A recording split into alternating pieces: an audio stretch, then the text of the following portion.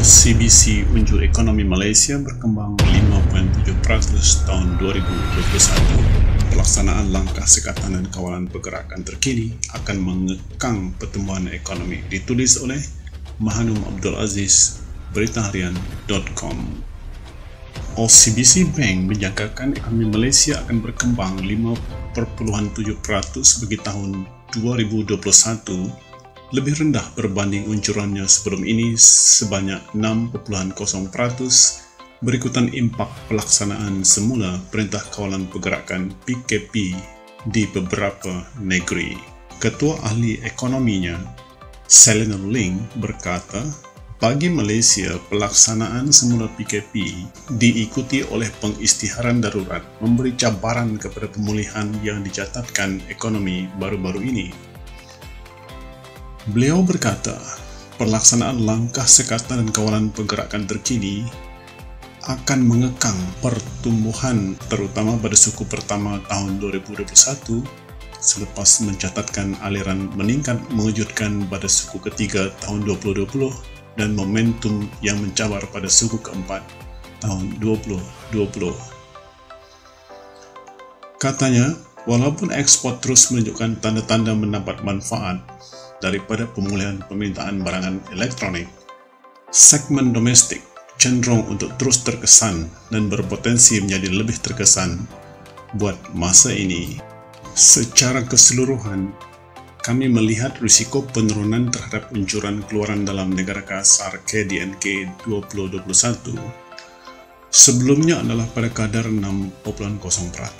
Ia lebih rendah berbanding julat 6.5% hingga 7.5% yang disasarkan oleh kerajaan dan konsensus terkini 6.8%. Walau bagaimanapun, kemuncak peristiwa baru-baru ini dan kemungkinan ketara bahawa PKP dilanjutkan melangkaui tempoh yang ditetapkan selama 2 minggu cenderung untuk memberi tekanan kepada pertumbuhan suku pertama.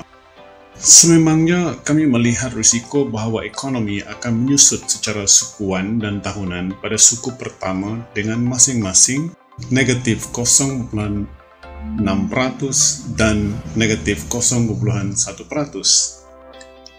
Bagi keseluruhan tahun ini, kadar pertumbuhan kini cenderung kepada 5.7%. Ling berkata, prospek pertumbuhan yang lebih perlahan akan memberi beberapa cabaran kepada pihak berkuasa dari segi langkah pemulihan. Beliau berkata, walaupun pihaknya menyokong sokongan daripada belanjawan 2021, terutama dari segi perbelanjaan pembangunan, OCBC Bank telah meningkatkan andaian pendapatan cukai yang sangat optimis yang disasarkan daripada hasil pertumbuhan yang kukuh. Mengenai kadar dasar semalaman OPR, Ling berkata, OCBC Bank menjangkakan terdapat peluang yang besar Bank Negara Malaysia BNM akan mengurangkan kadar kepada 1.5% dalam mesyuarat monetary pada 20 Januari ini. Beliau berkata, bergantung kepada bagaimana langkah membendung pandemik dalam minggu mendatang. Pihaknya menjangkakan lagi satu pengurangan kadar kepada 1.25% pada mesyuarat Mac nanti. Secara keseluruhan katanya, kami kekal membina dengan prospek ekonomi Malaysia dan akhirnya pemulihan pada sebahagian kemudian 2021 terutama sejak sektor perkilangan berada dalam kedudukan yang baik untuk mengambil bahagian dalam pemulihan elektronik global.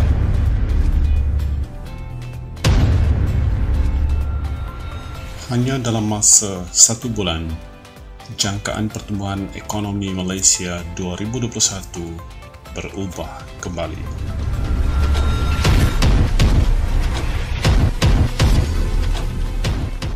PKP ekonomi Malaysia diunjur tumbuh 5% tahun ini, ditulis oleh Afiq Muhammad Shah, utusan.com. Pertumbuhan KDNK Malaysia berkemungkinan melonjak sekitar 5%, mengambil kira PKP 2.0 serta kemungkinan peningkatan permintaan pada separuh kedua tahun ini.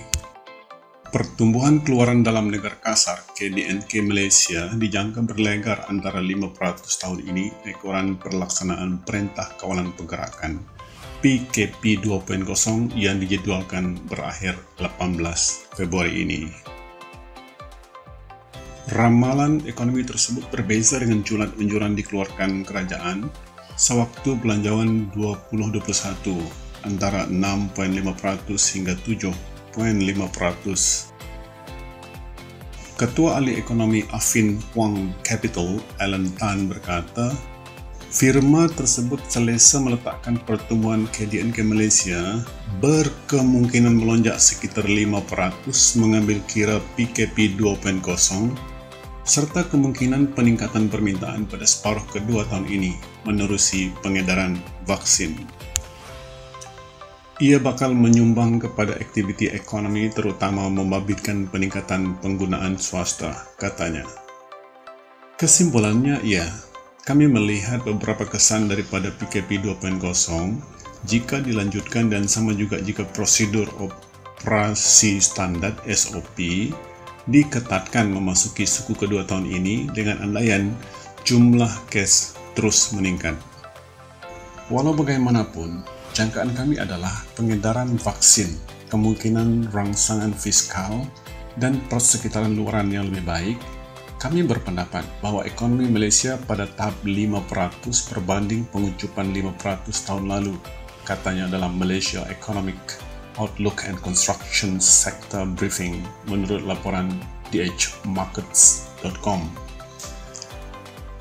Mengulas lanjut, Alan berkata, firman penyelidikan itu mencari andaian asas pertumbuhan KDNK 6% tahun ini, susulan kesan asas rendah pengucupan 5% tahun lalu. Dengan andaian jika PKP 2.0 dilanjutkan melebihi 18 Februari, ia mungkin akan mengheret kedudukan ekonomi. Namun begitu, rangsangan fiskal berkemungkinan akan menyokong kegiatan ekonomi pada tahun 2021. Ekspor juga dijangka meningkat lebih baik daripada jangkaan semasa disebabkan oleh pemulihan global terutama daripada China, jelas dia.